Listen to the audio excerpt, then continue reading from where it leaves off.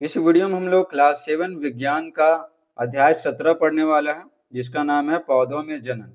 तो इस वीडियो में हम लोग इस चैप्टर का A to Z question answer solve करेंगे। तो चलिए बिना समय गवाए वीडियो को स्टार्ट करते हैं। तो ये देखिए अभ्यास, सही विकल्प पर सही निशान लगाएं। ठीक है, तो चलिए ये सब के सब क्वेश्चन आंसर आपको बताते हैं पीडीएफ से। तो देखिए क प्रश्न, पौधों का जनन अंग है। तो पौधों का जनन अंग किसको कहते हैं? फूल को कहते हैं, क्योंकि फूल में ही क्या होता है, नर और मादा होते हैं और फिर दोनों में परागन होता है। ख है, परागकण का वर्तिकाग्र पर स्थानांतरण कहलाता है। तो ये कहलाता है परागन कहलाता है। ठीक है, परागकण क्या हो गया, ये नर वाला भाग हो गया और ये वर्तिकाग्र क्या, ये क्या बोले, ये मादा भाग हो गया। गह, परिपक्व होने पर भ्रूण विकसित होकर बदल जाता है। तो परिपक्व होने पर भ्रूण विकसित होकर बदल जाता है, तो ये फल में बदल जाता है। ठीक है, भ्रूण क्या किस में, फल में बदल जाता है। ये सिर्फ पौधों के बारे में पढ़ रहे हैं यहाँ पे। नर एवं मादा युग्मक का मिलना कहलाता है। तो नर एवं मादा युग्मक का मिलना निषेचन कहलाता है। ठीक है, निषेचन। तो यहाँ पर देख रहे हैं कि यहाँ पर क्या लिखा हुआ, पौधों में जनन लिखा हुआ। क्लास 8 में है ना, जंतुओं में जनन पढ़ना है क्लास 8 में। तो आगे देखते हैं। इतना हो गया, नर एवं मादा युग्मक का मिलना क्या कहलाता है? निषेचन कहलाता है। रिक्त स्थानों को भरें। तो यहाँ पर खाली स्थान को भरना है। तो क्या है, जनन पौधों के कायिक भागों से नए पौधों का उत्पन्न होना डैश कहलाता है। तो अलैंगिक जनन कहलाता है। ठीक है, अलैंगिक जनन। तो यहाँ पर लिखा हुआ कायिक भाग। कायिक भाग मतलब जैसे जड़ हो गया, तना हो गया, भूमिगत तना हो गया। ठीक है, तना दो होता है, एक जमीन के अंदर होता है, एक जमीन के ऊपर होता है। ठीक है, ये सब और हो गया, पत्ता हो गया, तो ये सब को कायिक भाग कहते हैं। जिन फूलों में केवल नर या मादा जनन अंग होते हैं, केवल नर या केवल मादा जनन अंग होते हैं, तो वे डैश फूल कहलाते हैं। तो एक ही है, या फिर नर है या फिर मादा है, तो उसको कहेंगे, उस फूल को एक लिंगी फूल। ठीक है, एक लिंगी। परागकोश से परागकणों का वर्तिकाग्र पर स्थानांतरण की क्रिया डैश कहलाती है। तो परागन कहलाती है। ठीक है, परागन। परागकोश में क्या होता है, बहुत छोटे छोटे छोटे छोटे क्या परागकण होते हैं। ठीक है, और ये जो मादा भाग है फूल का, तो इस पे पहुंच जाते हैं। नर एवं मादा युग्मकों के मिलने से डैश का निर्माण होता है। तो किसका निर्माण होता है? युग्मनज का। ठीक है, युग्मनज का, और यही विकसित होकर भ्रूण का विकास करते हैं। और फिर अगर बात करें पौधों में, तो इस चैप्टर में तो पौधों में जनन पढ़ना। तो फिर युग्मनज के बाद विकसित होकर भ्रूण बनेगा, फिर भ्रूण किस में बदलेगा? फल में बदलेगा। ठीक है, अब आते हैं प्रश्न तीसरा, पौधों में अलैंगिक जनन की विधियों की चर्चा करें। तो शॉर्ट में चर्चा करना अलैंगिक विधि। तो देखिए उत्तर लिखेंगे, पौधों में अलैंगिक जनन की विभिन्न विधियां हैं। ठीक है, कई सारी विधियां हैं, तो उसमें से कुछ का बताना। देखिए पहला है लेयरिंग विधि। लेयरिंग विधि, इसमें क्या किया जाता है ना, पौधों की जो तना है, तना को मिट्टी में दबा देते हैं, वहां पानी देते रहते हैं ताकि नमी रहे। ठीक है, नमी बनी रहे। 10 से 15 दिनों में वहां से जड़ें निकलने लगती हैं। ठीक है, और फिर वहां से काट देंगे। जड़ लग गया तो फिर काट देंगे और दूसरी जगह लगा देते हैं, जैसा कि इस तस्वीर में देख सकते हैं। तो यहाँ पर देख रहे हैं कि जड़ लगाया हुआ, मतलब यहाँ पर जो है ना, गाड़ दिया गया मिट्टी में तना को, फिर यहाँ पर जड़ निकल गया और फिर वहां से फिर काट दिया जाएगा। तो इस तरह से क्या हो गया, इस तरह से पौधा की संख्या बढ़ गया, तो हो गया अलैंगिक जनन। ठीक है, और नर और मादा की आवश्यकता नहीं है, तो अलैंगिक जनन हो गया। उसके बाद है खंडन। खंडन यानी क्या? टूटना। ठीक है, तो शैवाल को जब जल और पोषक तत्व प्राप्त होते हैं, तो दो या दो से अधिक भागों में खंडित हो जाते हैं, जो कुछ दिनों में अपने जनकों के समान हो जाते हैं। ये जो खंडन है ना, खंडन कई सारे चीजों में होता है। यहाँ पर तो बस पौधा की बात करना है। ठीक है, जंतु का बात नहीं करना, याद रखिएगा। ठीक है, तो इसमें जंतु का एग्जाम्पल नहीं देंगे, सिर्फ पौधा वाला चैप्टर है। तो शैवाल क्या होता है, ये नदी तालाब में देखने को मिलता है, हरा हरा रहता है और नीला भी रहता है। ठीक है, तो खंडन शैवाल में क्या होता है, शैवाल में को जब जल और पोषक तत्व प्राप्त होते हैं जो उसको चाहिए ज्यादा मात्रा में, तो दो या दो से अधिक भागों में क्या खंडित टूट जाता है, दो या दो से अधिक भागों में। और मान लेते हैं कि ये शैवाल है। ठीक है, ठीक है, शैवाल तो जैसे जैसे तैसे रहता है, मान लेते हैं कि ये शैवाल है, ये टूटा, मान लेते हैं दो भाग में, और फिर ये जो दो भाग है ना, फिर से अब बड़ा बन जाता है। ठीक है, जो अब इसको पोषक तत्व मिलता है ना, तो वही बोला गया अपने जनकों के समान हो जाते हैं, जिससे वो टूटा है ना उसके समान बड़ा बड़ा हो जाता है, विकसित।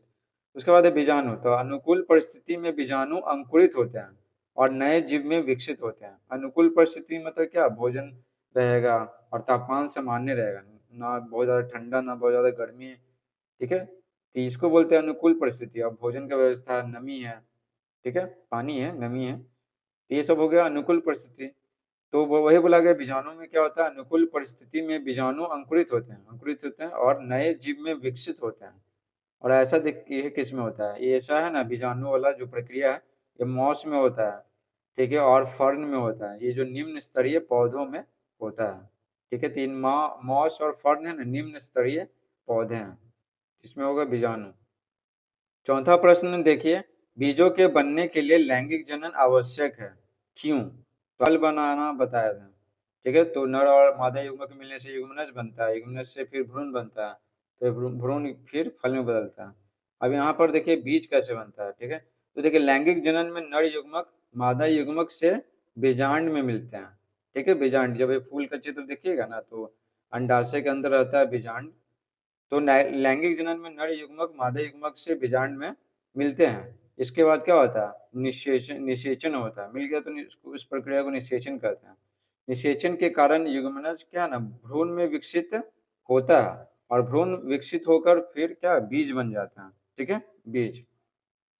इसलिए बीजों के बनने के लिए लैंगिक जनन आवश्यक है। पांचवा प्रश्न देखिए, स्वपरागन तथा परपरागन में अंतर बताइए। देखिए स्व में होता है खुद, है ना, खुद का। पर में होता है दूसरा। और परागन कहते हैं क्या, परागन वैसी प्रक्रिया को कहते हैं जब नर भाग है ना, ठीक है, तो परागकोश से परागकण निकल जाता है और कहाँ पहुंच जाता है, जो मादा भाग है ना वर्तिकाग्र, वहां पहुंच जाता है, तो इसको परागन कहते हैं। तो स्वपरागन है ना एक ही फूल से संबंधित है, ठीक है, फूल एक ही रहेगा, ठीक है। तो इसमें फूल में जो नर भाग है, परागकोश में जो परागकण है, तो इसी फूल का जो में और जो नर मादा भाग है, मादा भाग वर्तिकाग्र, तो इस पे पहुंचेगा तो स्वपरागन हो गया। उसी तरह क्या, उसी तरह अगर फूल अलग अलग है, ठीक है, जिसमें से जो नर है तो परागकोश से निकल कर परागकण दूसरे फूल के वर्तिकाग्र पे पहुंचा, तो हो गया पर परागन। इसमें पर परागन में दो फूल रहेगा, ठीक है। और इसमें क्या, स्वपरागन में एक ही फूल रहेगा, वो द्विलिंगी रहेगा, उसमें नर भाग भी रहेगा मादा भाग भी रहेगा, तो ये बात है। तो उत्तर लिखेंगे, स्वपरागन में परागकण अपने ही फूल के वर्तिकाग्र तक सफर करता है, ठीक है, जबकि पर परागन में परागकण अपने ही पौधे के दूसरे फूलों के वर्तिकाग्र तक पहुंचते हैं, या अपने ही जाति के दूसरे पौधे फूलों के वर्तिकाग्र तक सफर करता है, ठीक है। तो पर परागन में समझ में आ गया होगा, परागकण अपने ही पौधा, मान लेते हैं कि पौधा सेम है लेकिन फूल अलग है, बस समझिएगा फूल अलग है, और अपनी ही जाति के फूल दूसरे पौधा जो है उसके फूल के वर्तिका पर पहुंचेगा ना, दूसरा का पहुंचेगा तो बर्बाद हो जाएगा, ठीक है। प्रश्न 6, बीजों के प्रकीर्णन से क्या समझते हैं, ये किस प्रकार होते हैं, चर्चा करें। प्रकीर्णन में से होता है फैलना, तो बीज फैलते रहता है। आप देखे होंगे कि बड़े बड़े बिल्डिंग है ना, तो दीवार पे पीपल का पेड़, बड़ का पेड़ उगा हो रहता है, तो बीज वहां पर पहुंचा तब ना, हवा के माध्यम से तब ना। तो देखिए उत्तर लिखेंगे, बीजों का दूर दूर स्थानों तक पहुंचना बीजों का प्रकीर्णन कहलाता है। प्रकीर्णन मतलब होता है ये फैलना। यह प्रक्रिया हवा, ठीक है, यानी बहती हवा, पानी यानी बहता पानी और जंतुओं आदि के द्वारा होता है, ठीक है। तो बीज एक जगह से दूसरी जगह जंतु के द्वारा भी तो पहुंचता है। जैसे मान लेते हैं कि बकरी है तो अमदुर गिरा हुआ था तो खाई, और फिर कुछ दूर पर ले जाके थोड़ा थोड़ा थोड़ा सा फेंक दी, तो बीज क्या हुआ, एक जगह से दूसरी जगह पहुंच गया। इसी तरह क्या, इसी तरह तोता भी करता है, ठीक है।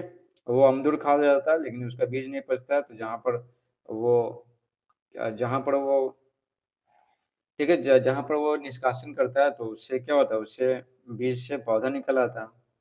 उसके बाद देखिए, इसके बाद पंख युक्त जो हल्के हैं, पंख युक्त हल्के बीज हवा के द्वारा, ठीक है, हल्का रहेगा तो हवा के द्वारा, कांटेदार बीज जंतुओं के द्वारा, उनके शरीर से सट जाता है कांटेदार बीज जो होता है, और पीपल बरगद जैसे वृक्षों का बीज चिड़ियों द्वारा फैलता है, ठीक है। पीपल और बरगद का जो बीज होता है ना, तो चिड़िया सब खा जाती है, तो वो सब फैलाती है, और क्या।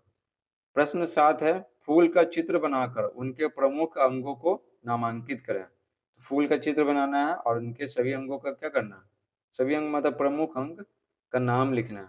तो देखिए यहाँ पर बता दिए। तो देखिए ये फूल है, ये तो डंठल है, ठीक है।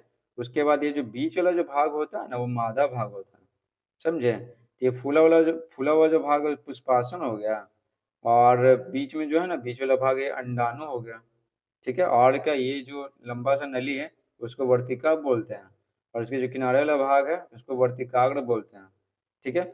उसके बाद ये सब जो ऐसे से निकला हुआ है ना, ठीक है, तो ये सब के सबको पुंकेसर कहते हैं, समझे।